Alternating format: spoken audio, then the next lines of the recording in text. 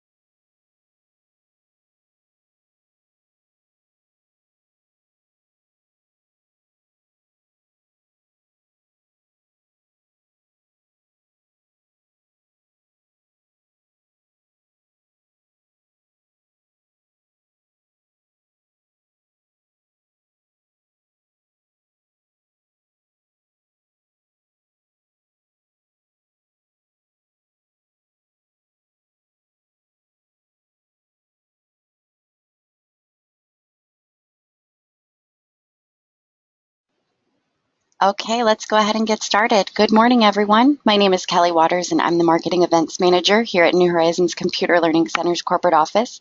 Before we get started with today's session, I'm just going to briefly explain some of the ways that you can participate. We are using the GoToWebinar platform for today's session and hope not to have too many hiccups along the way, but please bear with us in case we run into any technical problems. Currently, you are all in listen-only mode. You do not need a microphone for today's webinar, just a headset or speakers to listen to audio. Today's session will be recorded, and I will send you all the recording link later today to review the session or pass on to any colleagues who were unable to join us. Now there's a raised hand feature that you should all see. If you can please locate this feature, click on the hand to raise it. I'll know that you can hear my voice, and then I'll continue.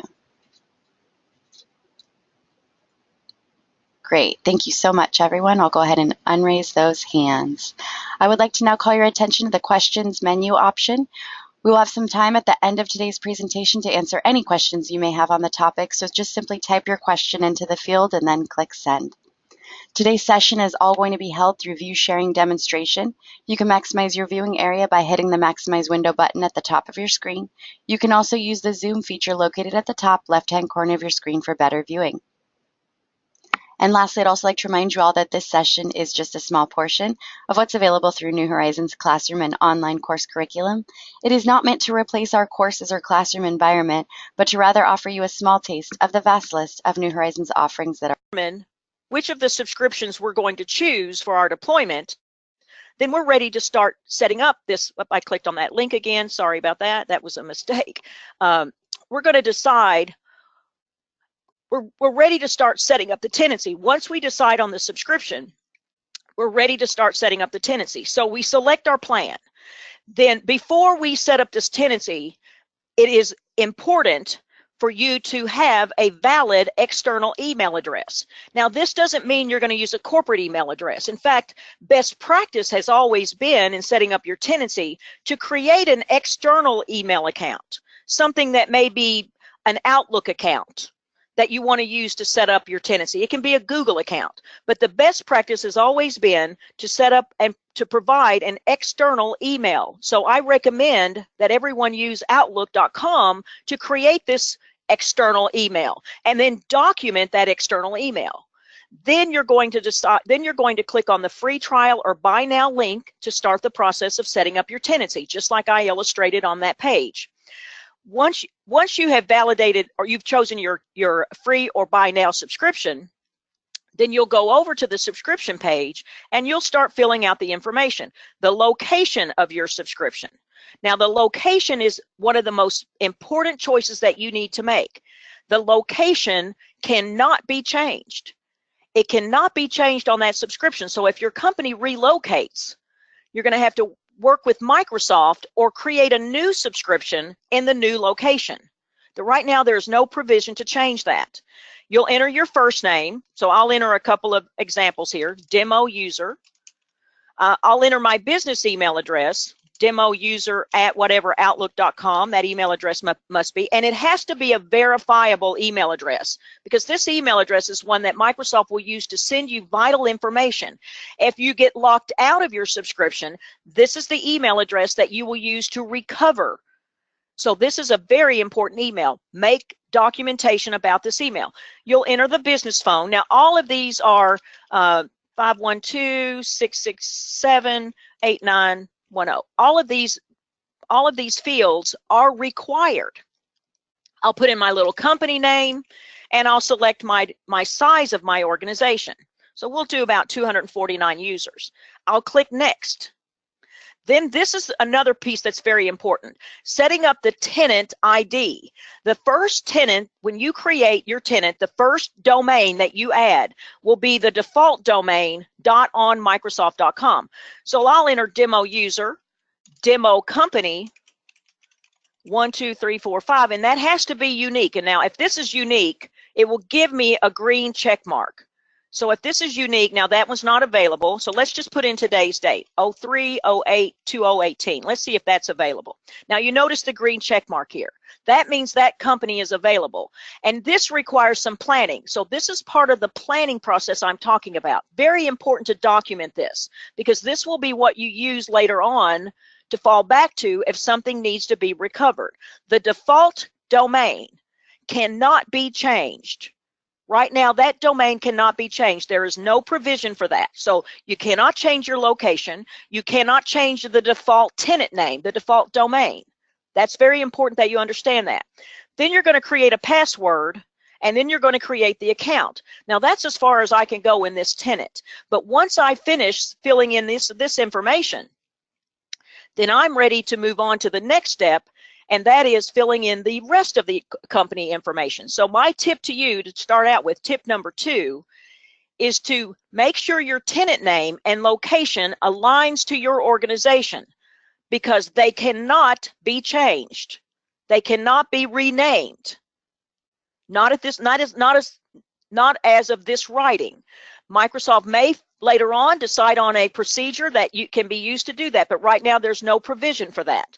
So in the meantime, if my company were to change, then I can always update my DNS records to reflect that change if necessary.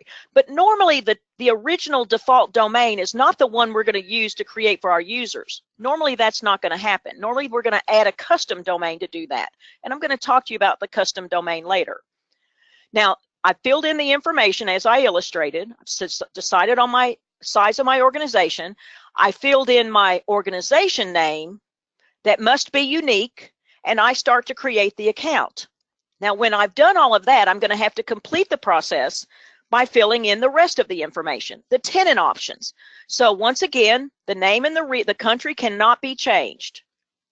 The first and last name of the tenant admin and the email address of the tenant admin. This can be changed. Now, I can always update the tenant admin from my service subscription if I need to do so. I can always add another global administrator. But the one thing you don't ever want to do is to delete that original email. So if I did demoUser@democompany.onmicrosoft.com as the email address as I did in my demonstration, I would never delete that account. I might disable it, but I would never delete it because that account is tied back to your original tenancy. Then I'm going to complete the address, the company and information, company, state, zip code, phone, and organization name, and I'm ready to create the account. Now, the trick here is, because there are typos that can occur. I'm one of the worst typists in the world. I'm probably the worst typist you'll ever want to meet. I've been doing it so long, I take everything for granted, so I'm a really bad typist. So my advice to you, the trick here for me is to have another person, a coworker or somebody looking over my shoulder while I fill in this information. So the trick is 2 heads are always better than 1. That's what my mama always said. So I always have someone watching over my shoulder to make sure that I do not make a mistake. So after we filled out all that information, my next tip to you is setting up your tenant configuration correctly during enrollment is important.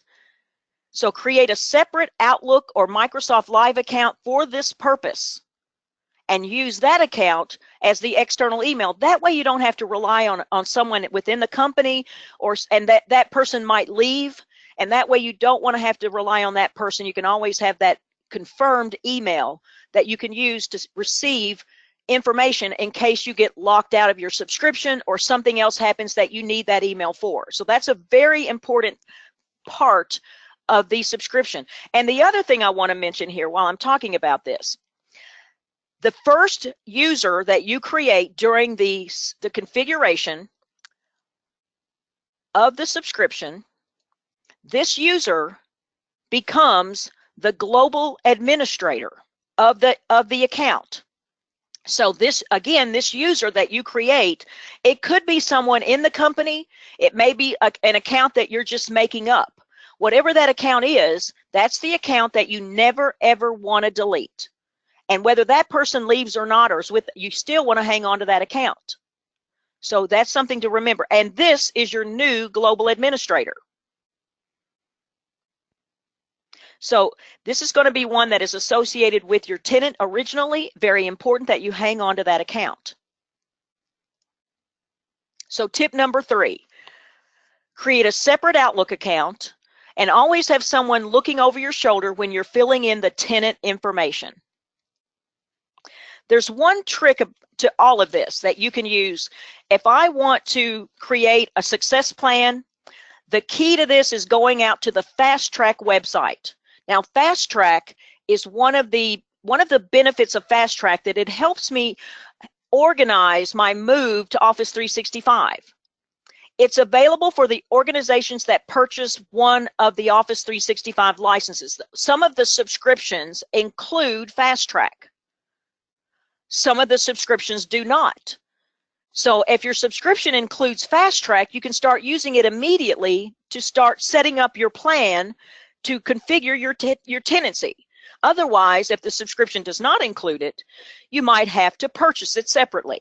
But the benefits outweigh the cost, because it has all the best practices, all the tools and resources that you're going to need to support your move to Office 365, and you can even take advantage of the Microsoft engineers for personalized assistance.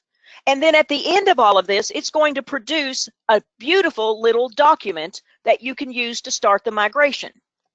Now, the Fast Track looks like this. I'm going to just jump right on over to the Fast Track website.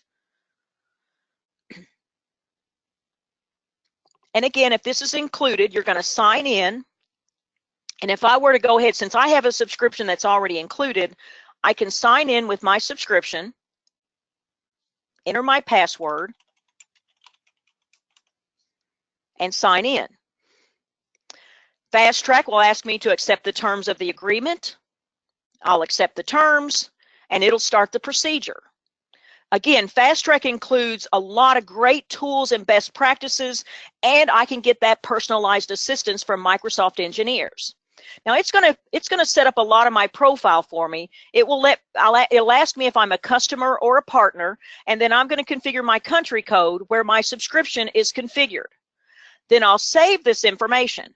And once I've saved this information, of course, all of this is required. So demo company, I'm a Microsoft customer, I'm in the United States,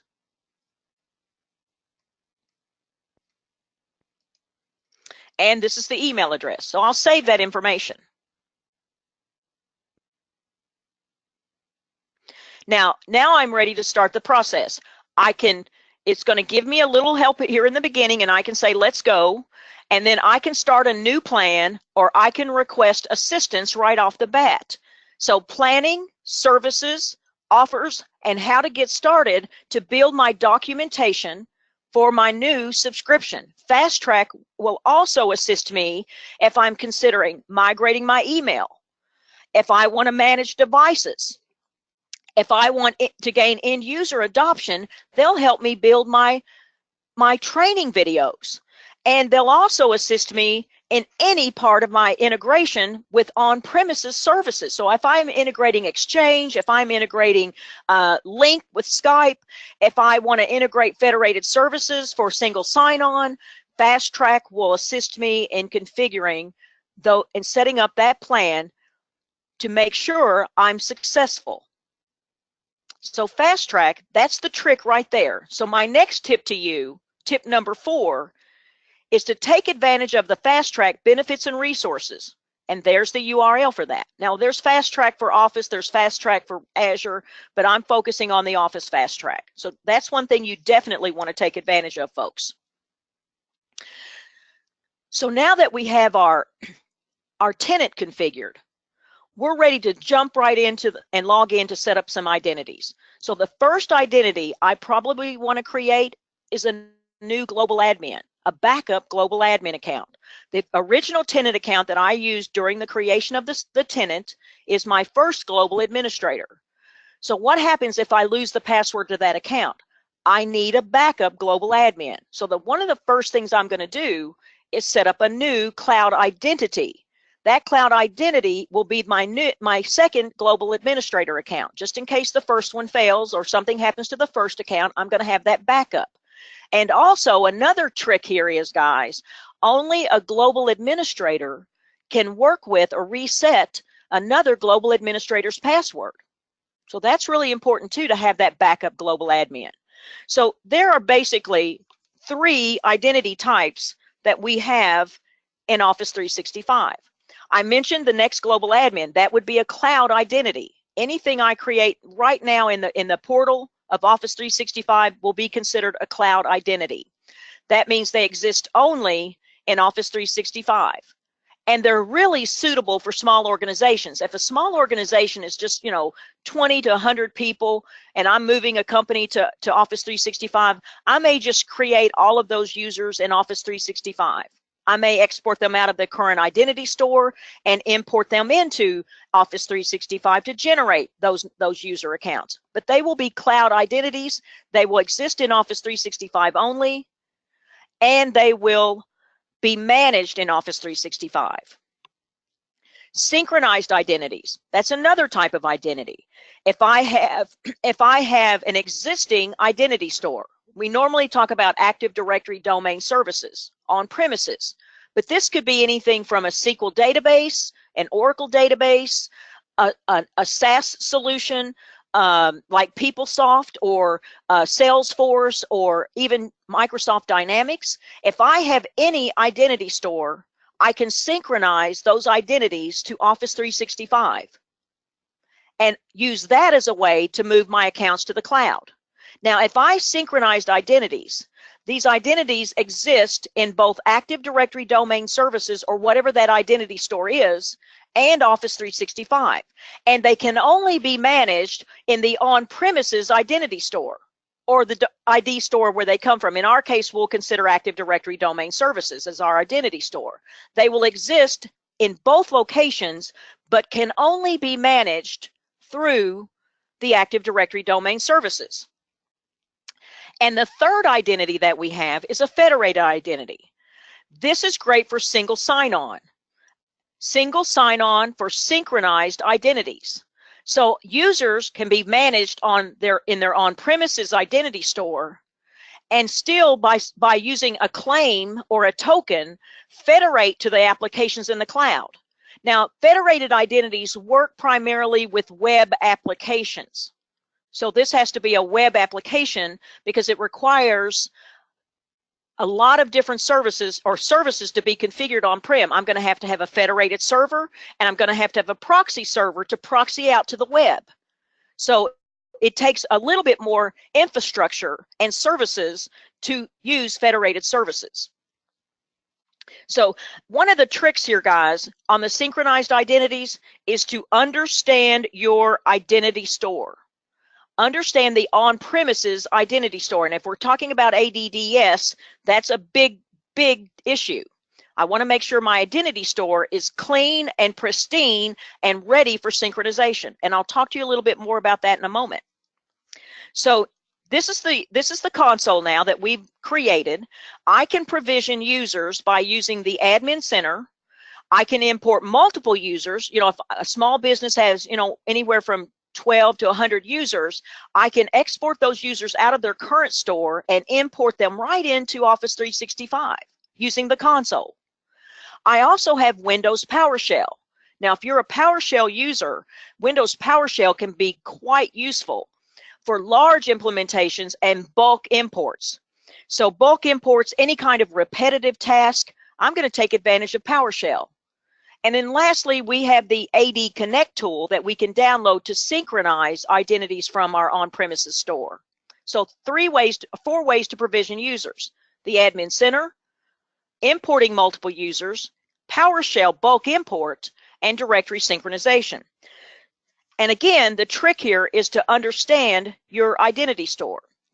So I'm going to come over to my web application. I already have set up a subscription. I'm going to sign in as my tenant account, and I'm going over to the admin center.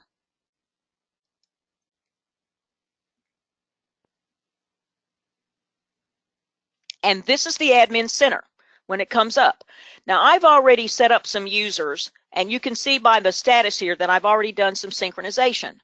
So I'm going over to my active users. I can use the menu on the left, or I can select the little tile here on the dashboard. But either way I get there, I'm going to go to active users. And I'm going to show you the difference between a cloud user and a synchronized user. So here you can see that this Catherine Richard person is a cloud user because it tells me that she is. And if I go to Catherine Richard's profile, I can edit a lot of her information, her roles, her contact information, her aliases. I can go right into her contact information and I can make changes right here, including job, location, department, etc. Now, let me show you the difference between a synced ID. If I have a synchronized ID like Abby Skinner, she's a synced user with an Active Directory domain service. So when I look at Abby's account and I go into her contact information, you'll notice that all of this is grayed out. There's nothing I can do here. I can select it, but I cannot make changes to it. I cannot type everything is grayed out, except for a few of these attributes that I can make changes to. But again, as I mentioned, cloud users are modified in the cloud. They belong in the cloud and they're in the cloud only. A synchronized user is actually in the cloud, but they're managed also in their original identity store, in this case, Active Directory Domain Services. So I have to go to my on-premises identity store to manage a synchronized user. So that's the trick. And when I synchronize, folks, I must make sure my identity store is in good shape. So I prepare my Active Directory Domain Services for migration or synchronization. And to do that, I'm going to use a tool called IDFix. IDFix is a downloadable tool that you can download, and I'm going to take you to the website. Hold on just a second here. I'll bring that right up. Where you can download this tool. It's a GUI tool that I can use to configure or to use to make sure my Active Directory Domain Services is in a good shape. So, you know, we always have more than one sysadmin working on our domain services, working with our Active Directory. So this way I can go through and make sure I have no malformed UPNs, I have no duplicate users, nothing is orphaned, so I make sure everything is clean, and this tool helps me remediate any issues there. So I'm going to download that tool, and then I'm going to verify that my domain structure is in good shape. I'm going to make sure I mitigate any issues of provisioning and migration. So my next tip to you, tip number 5, is to use the IDFix tool to identify any errors and formatting problems in the directory before you perform synchronization. All right, now that we have our users, we're ready to look at group types. There are 4 different group types that or actually 5 different group types that we can configure. The trick is, in setting up a group, is to know which group at which admin center to use to create the group. So in the Office Admin Center, I have my Office 365 groups. Office 365 groups are sometimes referred to team groups. You'll hear a lot about teams coming on board with Office 365. So they may change that group eventually. But an Office 365 group is great for a project team. So I have a group of people that are managing a project. I create a group called Office 365, maybe Project 1, and I'm going to put all the members of that group into the group in the O365 group. They're going to receive a shared calendar, a shared OneDrive, a SharePoint website for Teams, and any other shared resources that they're going to need, all configured automatically when I create that group. We also have our standard distribution list for email, our mail-enabled security groups, and our security groups that we're going to assign permissions and roles to. Now, I can use the Admin Center to create any of these groups. The only group I cannot create in the Office 365 Admin Center is a dynamic distribution group. But I can, if I'm going to use dynamic distribution groups, I can create them in the Exchange Admin Center. So Exchange Admin Center is part of Office 365's administration centers, and I would go there to create my dynamic distribution groups. I cannot, however, create a security group in the Exchange Admin Center. So there are some differences here. One, Office 365 Admin Center, I can create security groups, distribution groups, Office 365 groups, but I cannot create dynamic distribution groups. Exchange Admin Center, I can create O365 groups, distribution groups, mail-enabled security groups, dynamic distribution groups, but I cannot create a security group in Exchange Admin Center. So that's the trick, guys, knowing which console to go to create the particular group you're looking for. And then there's SharePoint. SharePoint's in a site all by itself because SharePoint sites, depending on the template, determine the permissions based on roles. So it uses RBAC, role-based administration. So I want to make sure that I set up my groups in O365 or Exchange and then bring those groups into SharePoint groups for permissions. So again, the trick is to know which admin center to use to set up which group. And therefore, my next tip, know which admin center to use to manage groups. Office 365, all except dynamic distribution groups. Exchange, all except security groups. That's the trick, and that's the tip. All right, now we have our users defined. Let's talk about our network requirements, because now these users that we've created are going to want to take advantage of the services that we've given them. The Yammer, the Skype, the Outlook, the Office Pro Plus. They want to take advantage of those online resources. So we need to determine, first of all, we need to determine and understand what our internal network looks like. The trick here is to document the existing internal network, where our routes are, where our proxy servers are, and where direct communication needs to be made. The next trick is to understand what Office 365 needs for Exchange, for Skype. And folks, there are calculators galore. We can use these calculators. There are several of these. So my next tip to you in network requirements is to use the bandwidth calculators to determine network requirements. There's one for Office 365. There's a spreadsheet for Skype and a spreadsheet for Exchange. Take advantage of these calculators. The trick is to understand the current network, but my tip is to take that understanding and use the bandwidth calculators to determine how much bandwidth you're going to need. Now, if I'm going to use Skype, Skype to me seems that it may take a little more bandwidth than Exchange, because Skype gives me audio-video capability. So I could technically use the Skype calculator to determine bandwidth needed for the whole Office 365 process and subscription for every service that we provide. I can also use Exchange for the same thing. So it doesn't really matter which of these calculators I use, but they're there for your benefit. So that's my tip to you. Take advantage of these online calculators to determine what you're going to need as far as bandwidth is concerned, and document the network before you proceed to the calculators. Okay. Now we have our bandwidth requirements. We need to add our custom domain. So adding the custom domain may take more consideration and more expertise.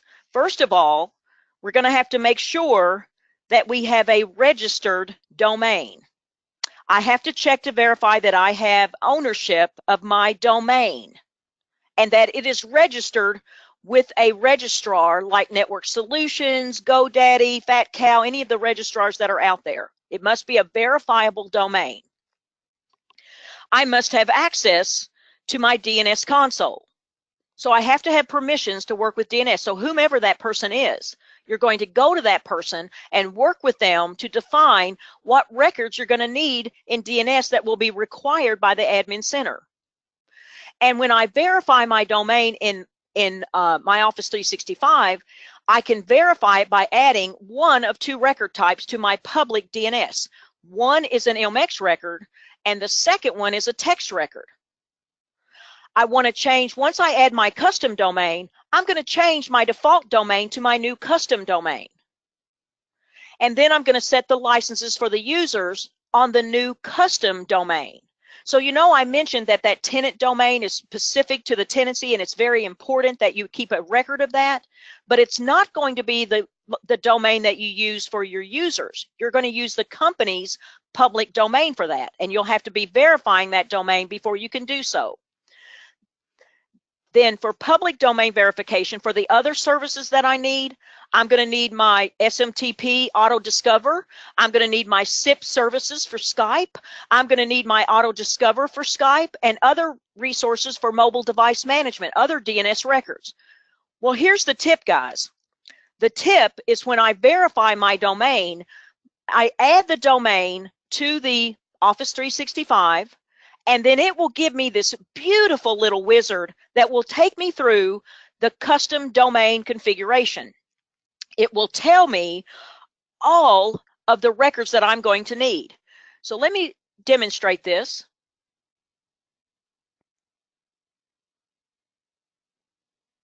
All right, I'm going to go over to my Office 365. I'm going to come down to the settings option or the setup option, and I'm going to go to domains.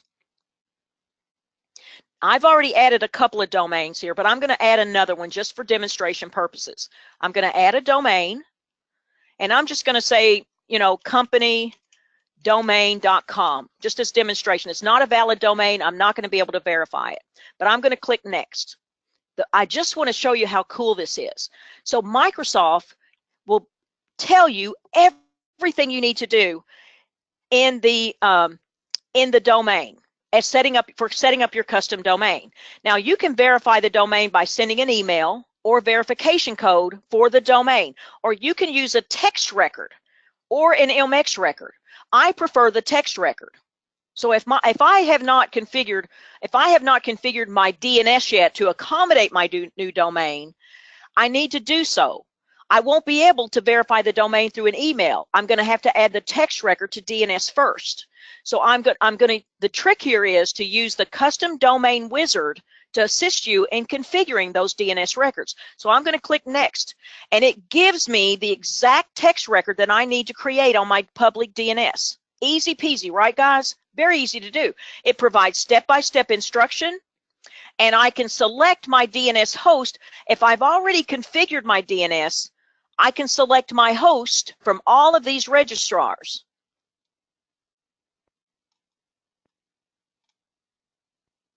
So these are the registrars that Microsoft, the only one that's in here that I don't see is one that I've used in the past, but anyway, these are all the registrars. And then I'm going to click verify. The dots at the top, you'll see that verify domain turn from blue to green. So that's going to indicate where you are in the setup. Now, once you get this set up, once you get the domain verified, then you can go back to the domain and look at my DNS records that I'm going to manage here. It gives me every single record that I need to put into DNS to support all of my services like Exchange, Skype, mobile device management for managing my DNS records in my public DNS. It takes me through each one of these. I don't have to figure it out on my own. The wizard will tell me what these are, and then I can check my DNS. I'll go to DNS management. I'll choose which I want to verify. I'm going to keep both of these checked. I'm going to go next, and it's going to tell me which of my records are set up and which of my records are not. And then I can use the check DNS to verify my records are ready to go. So hopefully that will load here soon. And if it doesn't, we'll go back. And then when I'm finished, if I'm not going to configure all the records, I can skip this step and come back to it later.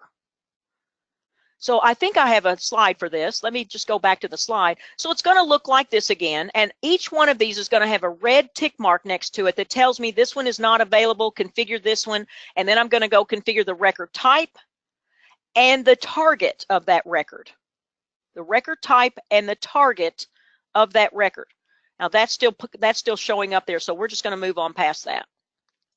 All right, so this is the trick, guys, is to understand what's needed in DNS to add your custom domain, and Microsoft makes it very easy. So my tip to you, tip number 8, is to use the domain setup wizard to configure your name services correctly and easily. And this is another time that you might have one of those coworkers looking over your shoulder to make sure that you type these correctly into the DNS database.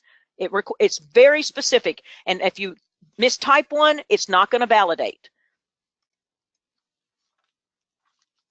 All right, now last but not least, a governance plan. I know people hate hearing this word, documentation, but let's make it easy on you. To establish a governance plan, It doesn't matter what framework you use, whether you use Microsoft's official framework or ITIL or whatever framework it is that you use to create your governance plan. But always get your management support. When they know you're doing this documentation, they'll be more apt to support your process. You're going to set up your project for success. You're going to set a clear target. And you're going to raise awareness in the corporation to let them know what's coming. You're going to plan for the transition, and then you need to plan for updates, because Microsoft updates automatically, and you can determine when and how these updates are going to be made. You can even, if you already have an update service installed on premises, you can even download the updates and install them through the regular process if you wanted to. So there's no limit. You can continue to use your on-premises update service, or you can let Microsoft handle it for you. Microsoft will automatically send the updates down every month, monthly, every 6 months, and then there's a targeted update procedure that you can also use. So you get the updates automatically.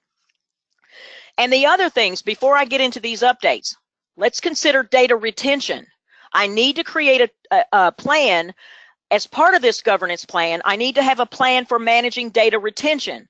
I need to have a plan for managing compliance and security.